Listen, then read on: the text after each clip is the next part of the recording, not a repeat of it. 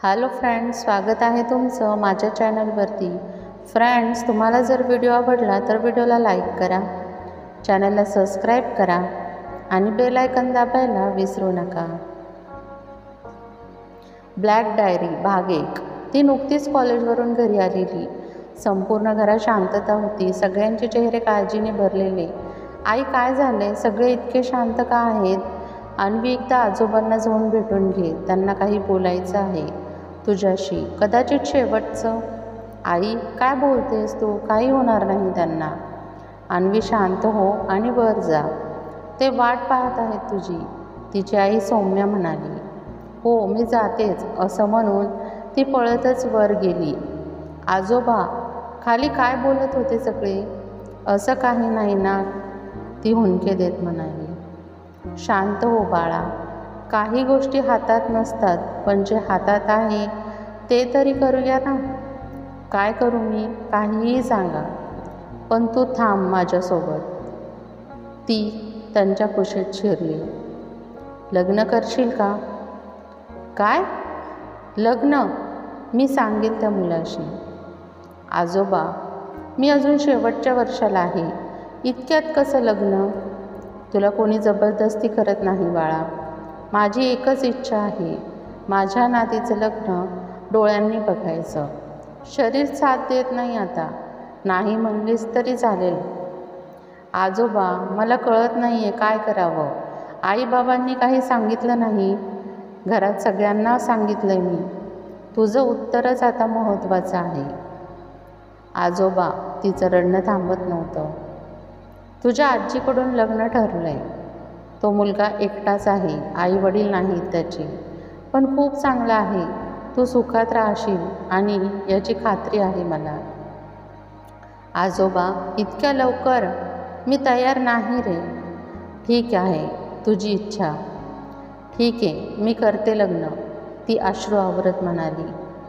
ती खाली आली। अन्वी, काय ठरवलंयस? बाबांनी विचारलं। तयार आहे मी।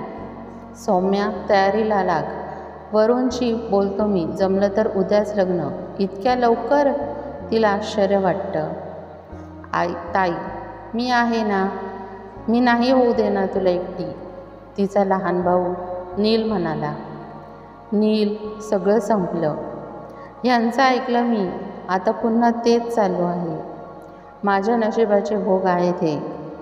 ताई, नको ना असं बोलूस, मी आहे ना, काळजी घे घराची आणि कॉलेज पण।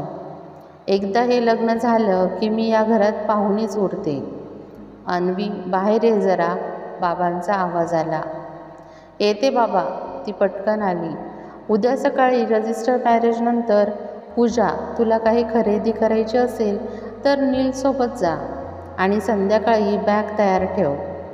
हो, डोळ्यातून अश्रू पुसत ती आत गेली। आई तिच्या केसांवरून हात फिरवत म्हणाली, नको रडूस ग बाळा, काहीच नाही आपल्या हातात। तुम्ही नीट राहा। रात्री एक विचित्र शांततेत गेली। सकाळी सगळे लगबगीने निघाले। अन्वी, आवरलं का? काकीने विचारलं। ती हलक्याच हुंकारात म्हणाली। आज लग्न आहे, जे होणार आहे त्याला धीराने सामोरे जा। काकी, ती तिच्या गळ्यात पडली। खाली येताना तिने तिच्या खोलीकडे पाहिलं। तिच्या आठवणींनी भरलेली खोली आता सुनी सुनी वाटत होती। देवघरात वाकून देवाला नमस्कार केला, सगळ्यांच्या पाया पडल्या। रजिस्टर ऑफिसला पोहोचल्यावर वरून कधी येणार? 5च मिनिटं।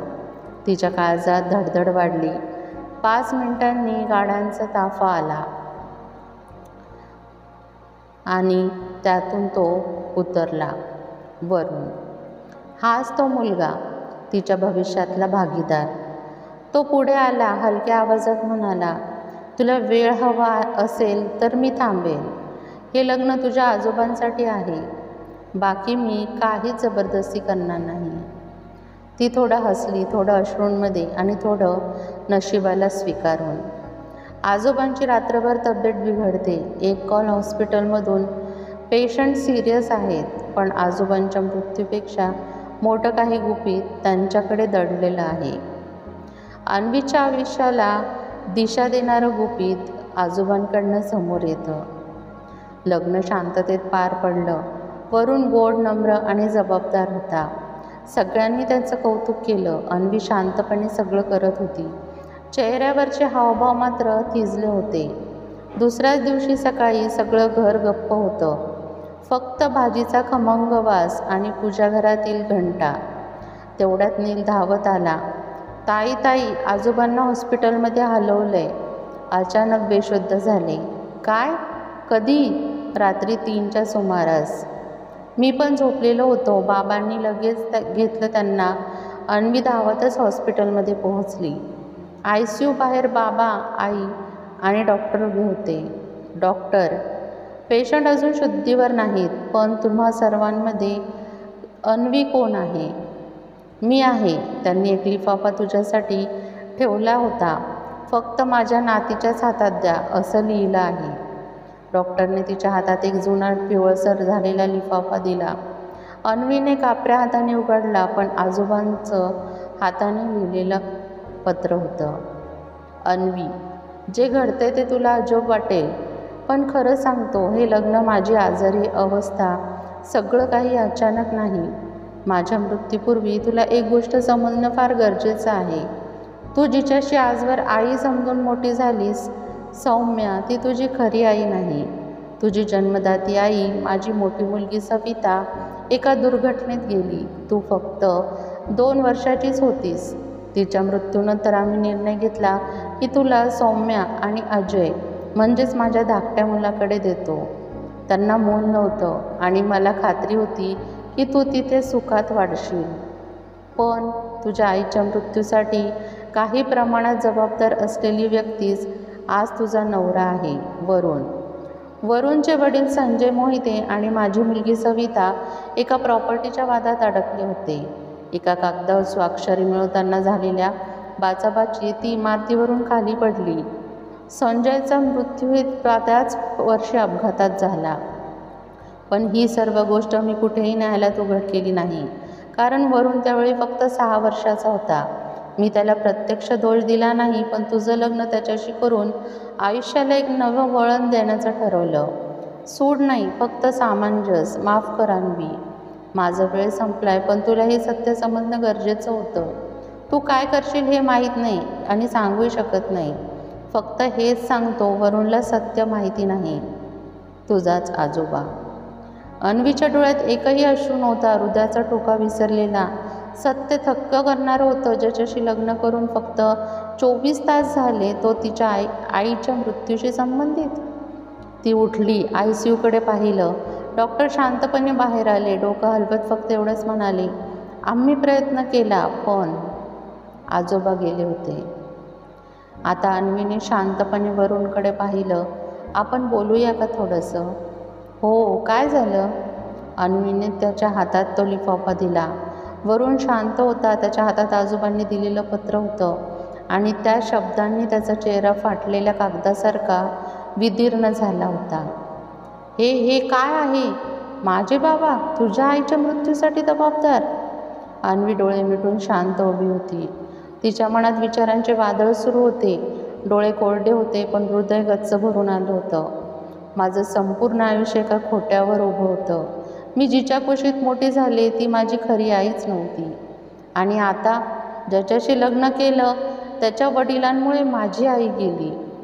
वरुण पुढे सरसावत म्हणाला, अन्वी, मला ह्याच्यातलं काहीच माहिती नव्हतं गं.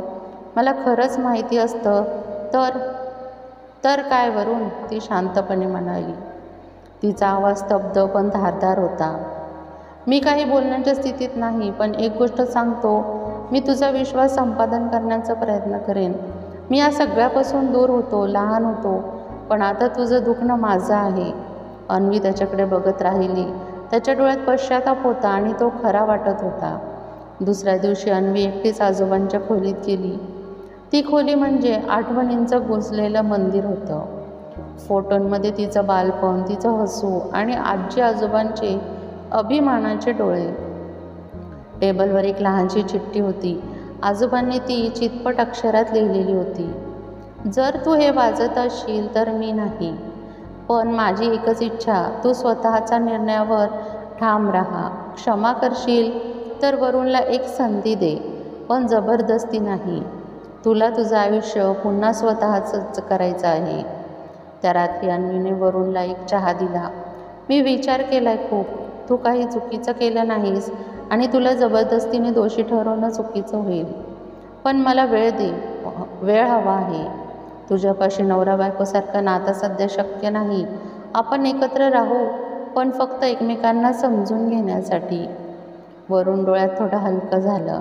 अन्वी, धन्यवाद. मी तुझ्या निर्णयाचा आदर करेन. आणि मग अन्वी पुन्हा कॉलेजला जाऊ लागली. समीरला दररोज फोन करत असे. घरातलं तिचं अस्तित्व हळूहळू मिटलेलं होतं, पण तिचं आत्मभान जागं होतं. एक दिवस वरुणने तिला एक गोष्ट दाखवली.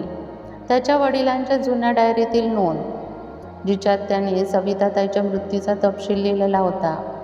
त्यात लिहिलं होतं, मी तिचा जीव घेण्याचा हेतू नव्हता, फक्त ती कागदांवर सही करावी एवढंच. पण ती मागे सरकली आणि मी थांबू शकलो नाही. अन्वीचं मन हादरलं. हा अपघात होता की दबावाचं दुष्फळ? शेवटी अन्वी एक दिवस आई म्हणजे सौम्याला फोन लावते. आई, मला माफ कर, मी तुझी खरी मुलगी नाही. हे ऐकून तुझी आठवण झाली. पण एक गोष्ट लक्षात आली, आई ही जन्माने नाही, प्रेमाने असते. आणि तू मला ज्या मायेने वाढवलंस ते कधी विसरणं शक्यच नाही. फोनच्या पलीकडून सौम्य रडू लागली. कथेचा शेवट नाही, ही सुरुवात आहे. अन्वीने आयुष्याला नवं परिणाम दिलं. ती सगळ्या वेदनांतून स्वतःला परत घडवतीये, वरुणला संधी देतीये. फ्रेंड्स, पुढचा भाग बघण्यासाठी चॅनलला सबस्क्राईब करा आणि व्हिडिओ आवडला असेल तर व्हिडिओला लाईक करा.